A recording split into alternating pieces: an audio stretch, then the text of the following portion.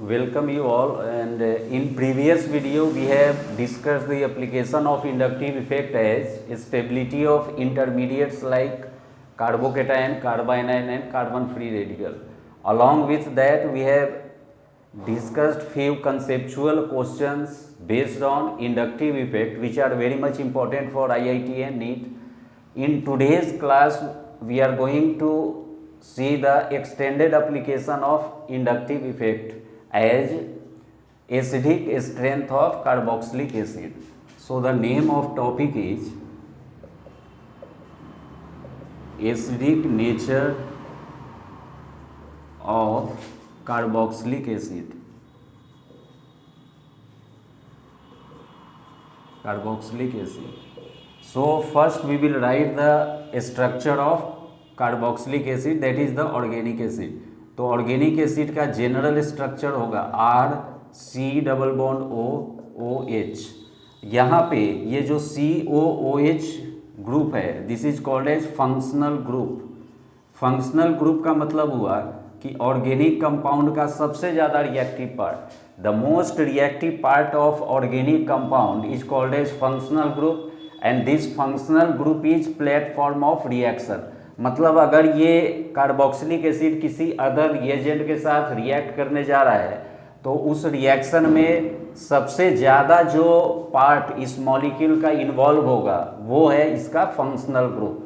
तो carboxylic acid जो organic acid है उसका फंक्शनल ग्रुप होता है C double bond O O H, जहाँ पे हम सी डबल बॉन्ड ओ को बोलते हैं कार्बोनिल ग्रुप और ये कार्बोनिल कार्बन, कार्बोनिल ऑक्सीजन और कार्बोनिल कार्बन के साथ जो OH का ऑक्सीजन एटम बॉन्डेड है this oxygen is called as hydroxyl oxygen, क्योंकि ये ऑक्सीजन एसिडिक हाइड्रोजन के साथ डायरेक्टली बॉन्डेड है.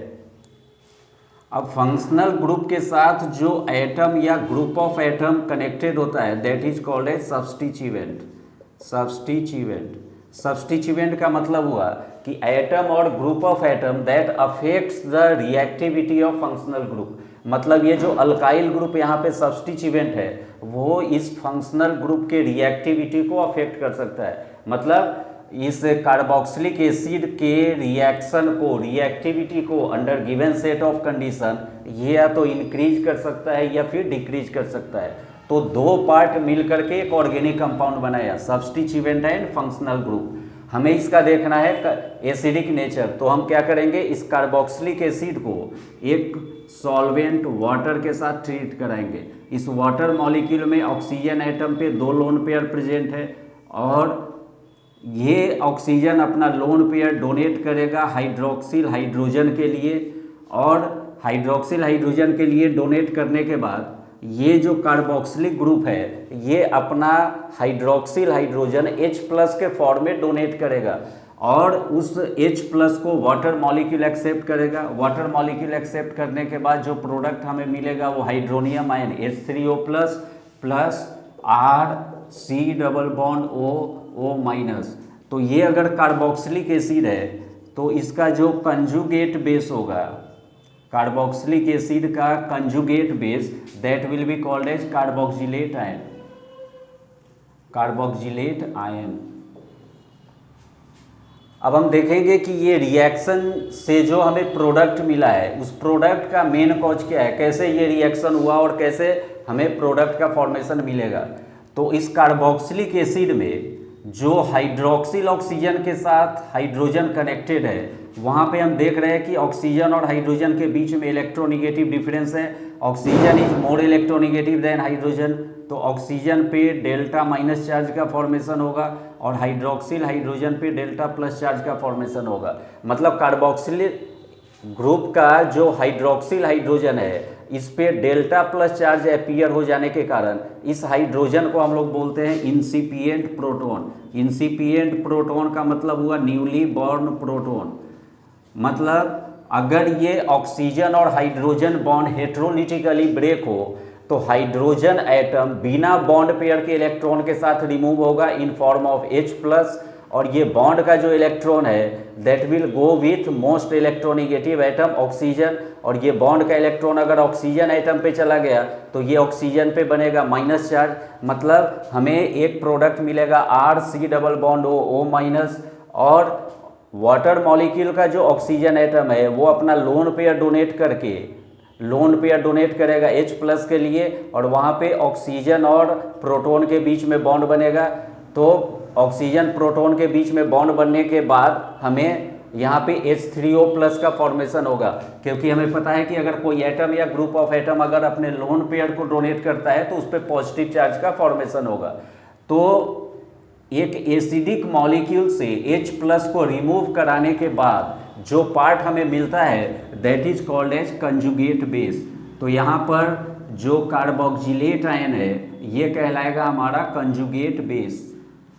अब हम देखते हैं थोड़ा सा इक्विलिब्रियम का यूज करके कि इस रिएक्शन के लिए अगर हम लॉ ऑफ मास एक्शन लिखे तो वो हो जाएगा हमारा K equilibrium equals to concentration of H3O plus into concentration of carboxylate ion RC double bond O minus divided by concentration of RCOOH into concentration of water. इस पूरे reaction में जो वाटर मॉलिक्यूल है वो H प्लस को accept कर रहा है, मतलब वाटर मॉलिक्यूल यहाँ पे बेस का काम करेगा, प्रोटॉन एक्सेप्टर, और कार्बोक्सिलिक एसिड प्रोटॉन को डोनेट करने का काम करेगा, मतलब H प्लस डोनर। तो ये जो रिएक्शन हुआ है वो H प्लस के ट्रांसफर से, ये एसिड H प्लस को डोनेट कर रहा है और वाटर मॉलिक्यूल H प्लस को एक्सेप्ट कर रहा है। तो वाटर यहाँ पे बेस का काम तो करा ही, साथ साथ ये वाटर मॉलिक्यूल यहाँ पे पोलर सॉल्वेंट का काम भी करेगा। पोलर सॉल्वेंट क्यों? क्योंकि वाटर मॉलिक्यूल में ऑक्सीजन और हाइड्रोजन के बीच में इलेक्ट्रोनेगेटिव डिफरेंस है, इसलिए पोलर कैरेक्टर होगा। और ऑक्सीजन जो इलेक्ट्रोनेगेटिव एटम है उसके साथ हाइड्रोजन बॉन्डेड है, इसलिए वाटर को हम बोलेंगे पोलर प्रोटिक सॉल्वेंट। मतलब ये जो रिएक्शन है वो पोलर प्रोटिक सॉल्वेंट या फिर वाटर के प्रेजेंस में हो रहा है, इसलिए हम बोलेंगे एक्वस फेज में ये रिएक्शन हुआ। तो चूंकि वाटर यहाँ पे सॉल्वेंट का भी काम कर रहा है, इसलिए इस पूरे रिएक्शन में सॉल्वेंट का जो अमाउंट है, कंसंट्रेशन है, वो एप्रिसिएबल अमाउंट में प्रेजेंट है। मतलब during the course of reaction the concentration of water molecule is not going to change much. That means the concentration of water will almost remain constant। तो यहाँ पे हमें लेफ्ट साइड में मिला एक इक्विलिब्रियम कांस्टेंट K। अगर ये equilibrium constant K को हम मल्टीप्लाई कर दे कंसंट्रेशन ऑफ वाटर से, जो यहाँ पे कांस्टेंट है, तो जो हमें राइट साइड में टर्म मिलेगा that will B concentration of H3O plus into concentration of RC double bond O minus divided by concentration of hydronium ion H3O plus, sorry यहाँ पे कंसंट्रेशन ऑफ RCOOH। तो equilibrium constant एक constant term हुआ और water का जो concentration है ये भी कांस्टेंट हुआ। तो कांस्टेंट इनटू कांस्टेंट एक अनदर कांस्टेंट हमें मिलेगा that will be called as Ka का मतलब हुआ ionization constant of acid. Ka equals to concentration of H3O plus into concentration of RC double bond O minus, मतलब conjugate base, divided by concentration of RCOOH। अब हम ये देख पा रहे हैं कि जो आयोनाइजेशन कांस्टेंट है एसिड का वो डायरेक्टली प्रोपोर्शनल है concentration of hydronium ion into concentration of carboxylate ion जो कंजुगेट बेस है। मतलब अगर हाइड्रोनियम आयन और कार्बोक्जिलेट आयन का कंसंट्रेशन ज़्यादा हो तो वहाँ पे K का वैल्यू भी ज़्यादा होगा। तो K ज़्यादा होने का मतलब हुआ कि इस एसिडिक मॉलिक्यूल का आयोनाइजेशन ज़्यादा होगा। If Ka is more than ionisation of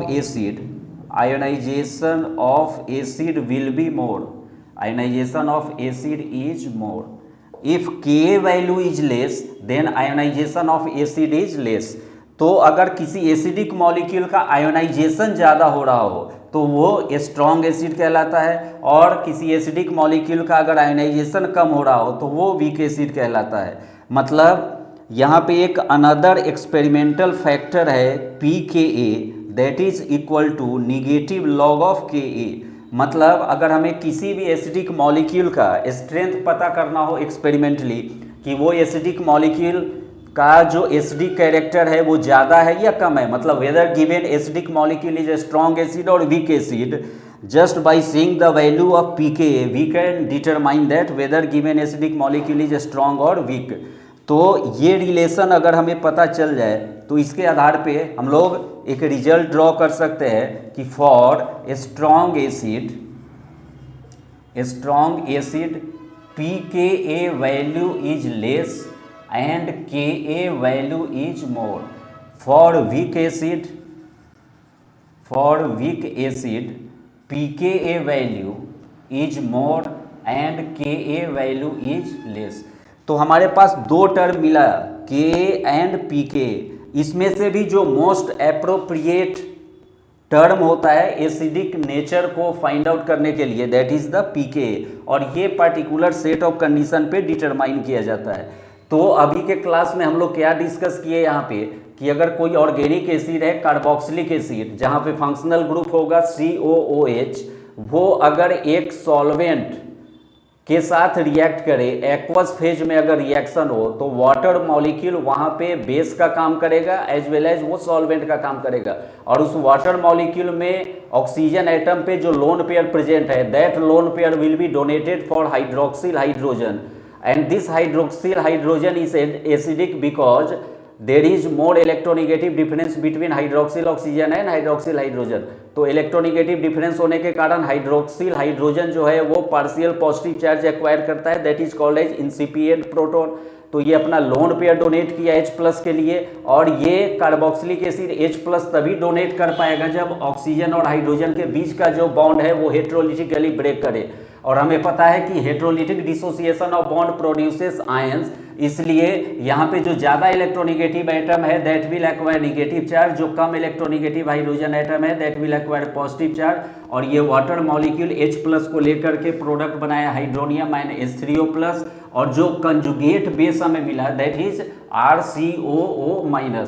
तो इस पूरे एसिड बेस रिएक्शन की अगर हम बात करें तो यहाँ पे ब्रॉन्स्टेड एसिड बेस का कंसेप्ट है जहाँ पे एसिडिक मॉलिक्यूल H+ डोनेट कर रहा है और वाटर बेस जो है वो H+ को एक्सेप्ट कर रहा है। उसके आधार पे हम लोग law of mass action equilibrium का यूज किए, और इक्विलिब्रियम का यूज करने के बाद दो टर्म मिला हमें कि अगर किसी एसिडिक मॉलिक्यूल के लिए pK वैल्यू कम हो Ka वैल्यू ज़्यादा हो that will B A strong acid, और किसी एसिडिक मॉलिक्यूल के लिए pK ज़्यादा हो Ka कम हो तो वो वीक एसिड होगा। तो इससे रिलेटेड जो भी कंसेप्ट है वो हम लोग नेक्स्ट वीडियो में कंटिन्यू करेंगे, और इस पे बेस्ड हम लोग बहुत इंपॉर्टेंट क्वेश्चन भी सॉल्व करेंगे। Thank you.